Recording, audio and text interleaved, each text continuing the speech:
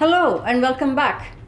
Today I will address the seventh value of kidocratic education, the queer art of failure. In the book Queer Art of Failure, Judith Halberstam, also known as Jack Halberstam, acknowledges how inundated we are by tales of success in the neoliberal capitalist world. They see the tales of failure hiding behind tales of success and bring them out and retell them in a way that shows failure to be the richer way of being. To quote, "I tell it here as a tale of anti-capitalist queer struggle. I tell it also as a narrative about colonial struggle, the refusal of legibility and an art of unbecoming. This is the story of art without markets, drama without a script, narrative without progress. The queer art of failure turns on the impossible, the improbable, the unlikely, and the unremarkable.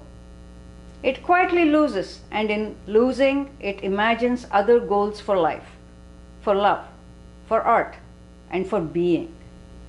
Queer studies offer us one method of imagining, not some fantasy of an elsewhere, but existing alternatives to hegemonic systems. Heteronormative common sense leads to the equation of success with advancement, capital accumulation, family, ethical conduct, and hope. Other subordinate, queer, or counter-hegemonic modes of common sense lead to the association of failure with nonconformity, anti-capitalist practices, non-reproductive lifestyles, negativity, and critique. I am thinking about Frances Ha, which is not a film about being queer at all, but about being authentic and true to oneself, even at the risk of being a failure. Is Frances a closeted lesbian? The answer yes would be too easy and miss the door to queerness through failure.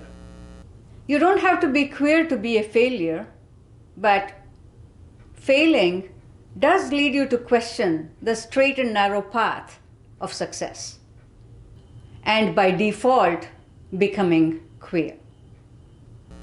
The Lobster is another film that presents a scenario of compulsory coupledom as a form of oppressive heteronormative success.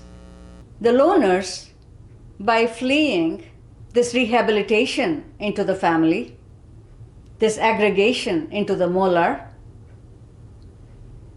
have become queer. But they could be tempted into sacrificing their freedom when success becomes the only option. In Lawrence Anyways, we see a successful, charismatic young teacher lose the love of his life and the job that he enjoys when he transitions from male to female. But failure and loss open him up to creativity and heights and depths of experience that would not have been accessible if he had remained in the state of heteronormative success. In I Am Yours by Iram Haq, a Pakistani-Norwegian young woman flees marriage and motherhood to seek molecular connections with strange men in bleak interstitial spaces. But she has declared sovereignty from the oppressive mastery of heteronormative success.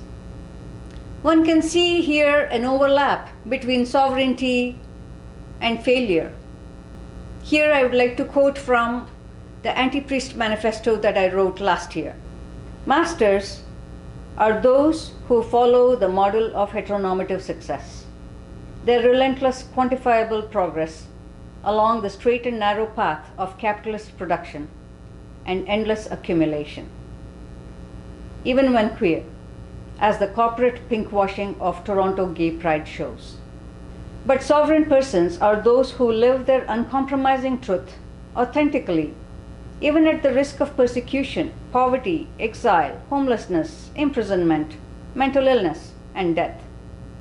That would be us, free spirits, youth, educators, environmentalists, organic farmers, anti-austerity activists, rewilders, indigenous folks and allies, scientists, artists, disability activists, mad priders, sex workers, heteroflexibles, sex educators, harm reduction activists, polyamorists, genderqueers, gay straight allies, lesbian imams, queer Muslims, liberation theologists, snowflakes, gun control activists, avocado toast millennials, social justice warriors, occupiers, Arab Springers, lifelong scholars, tree huggers, refugees, off-the-grid Lebenskünstlers, outdoor enthusiasts, to name a few.